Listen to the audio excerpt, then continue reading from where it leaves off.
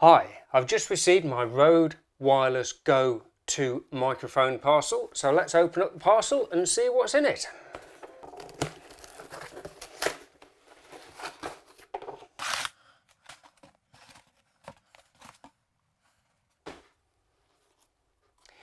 So that's the package they come in, very small.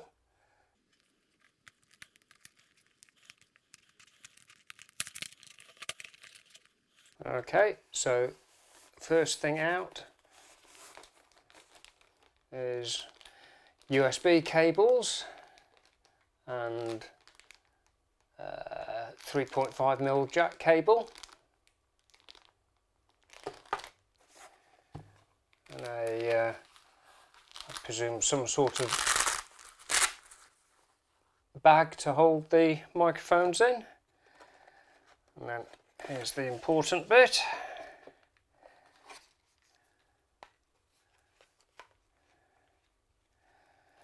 Right.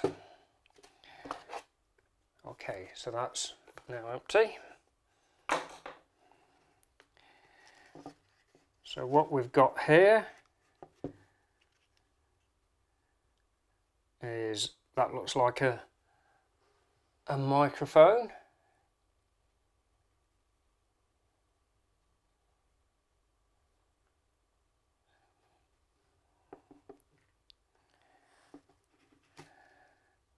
This is another microphone.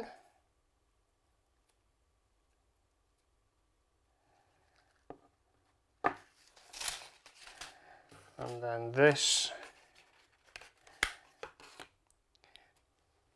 is the receiver.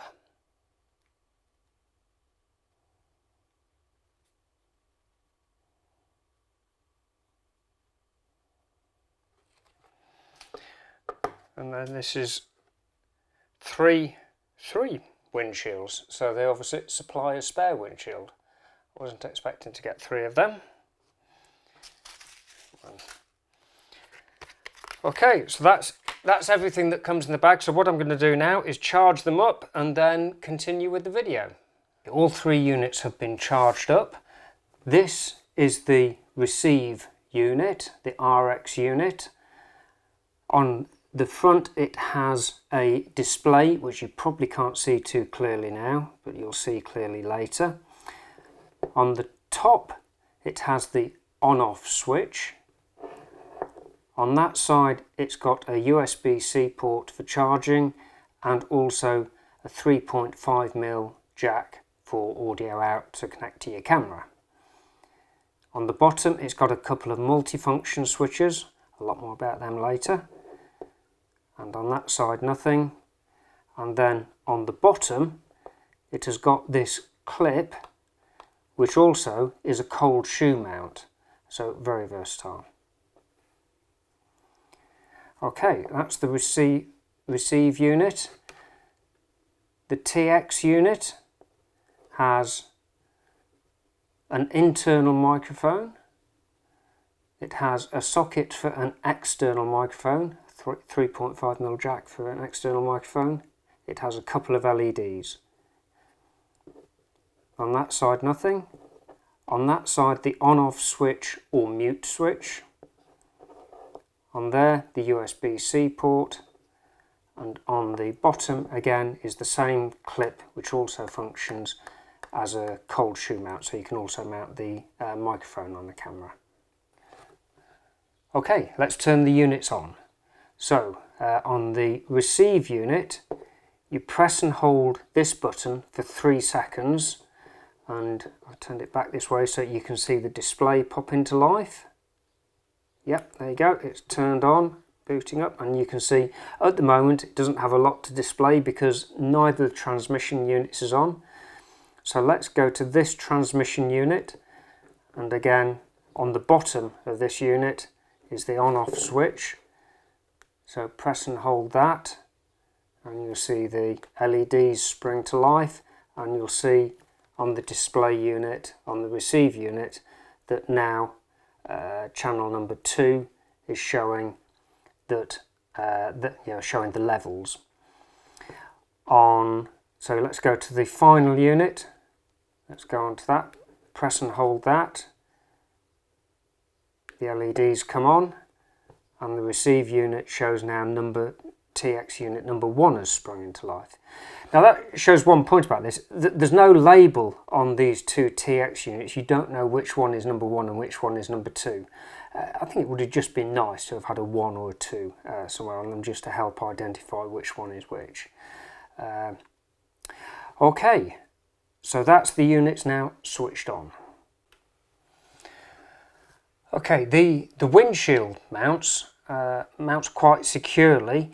They have these little white lines on them, which hopefully you can see clearly just there, and you need to align those with the microphone unit, and then you can feel it sort of click in and then twist. Now unfortunately it doesn't click. There's no click to say you're on tight enough, so just click until it feels sort of comfortable, and then it is pretty secure then. They don't fall out easily. And to untwist and to take them off. When the units are first switched on, one of the transmission units goes to one of the output channels, and the other transmission unit goes to the other output channel, and that's shown by the 2 bars at the top. The 1 and the 2 shows that one is going onto the left channel, one is going onto the right channel. Now it is possible to combine those into both transmitter units into a single output channel. Now the way you do that, the multifunction buttons on the bottom, if you press and hold both of them at the same time, then you'll see from the display, see there, it clicked over and it's now just showing one output. So both transmitter units are now going into one output from the receive unit and into the camera. Equally, the same way, if you're only using one transmission unit and one is switched off, then this may well be the best option for you, because then that one transmitter unit is going to both output channels.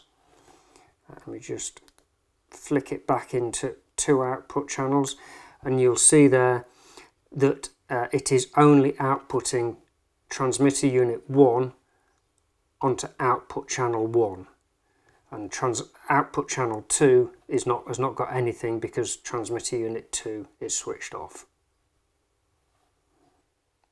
Okay, so first of all, plug the supplied 3.5mm jack cable into the receive unit.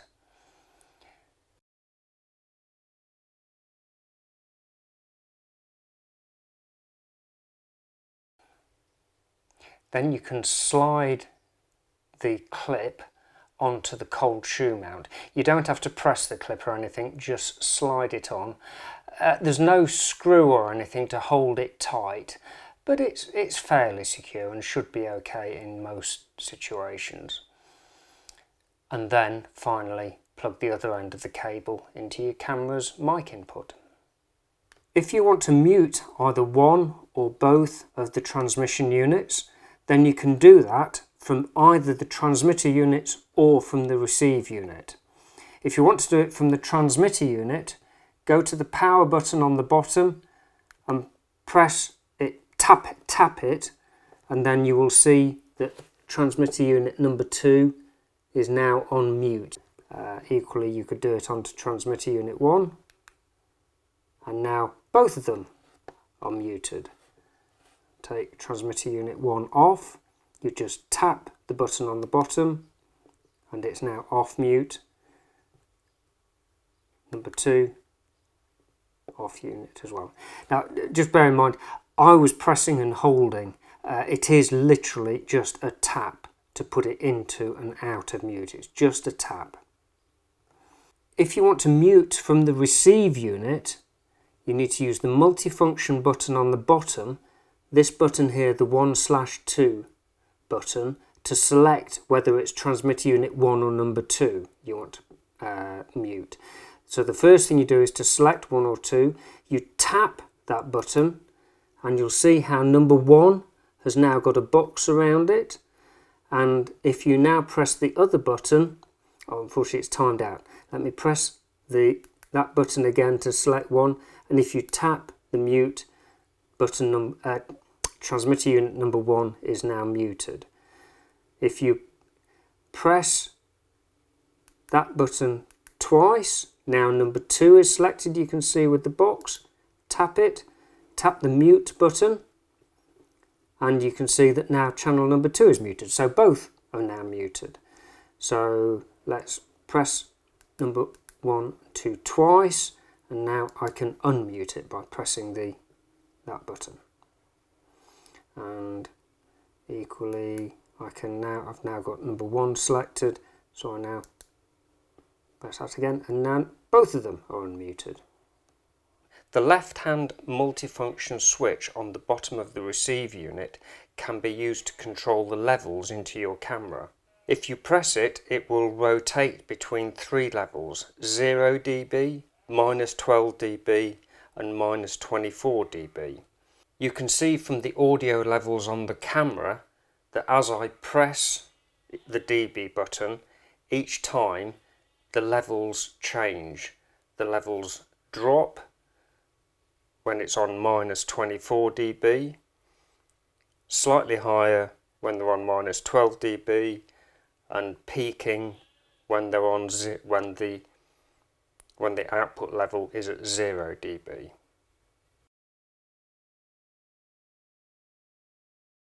Okay, I've recorded all the audio so far with my Sennheiser microphone, but now I'm recording on both the Rode Go-To microphone and also on the Sennheiser, so that I can do a comparison, and in the edit I can switch between the two.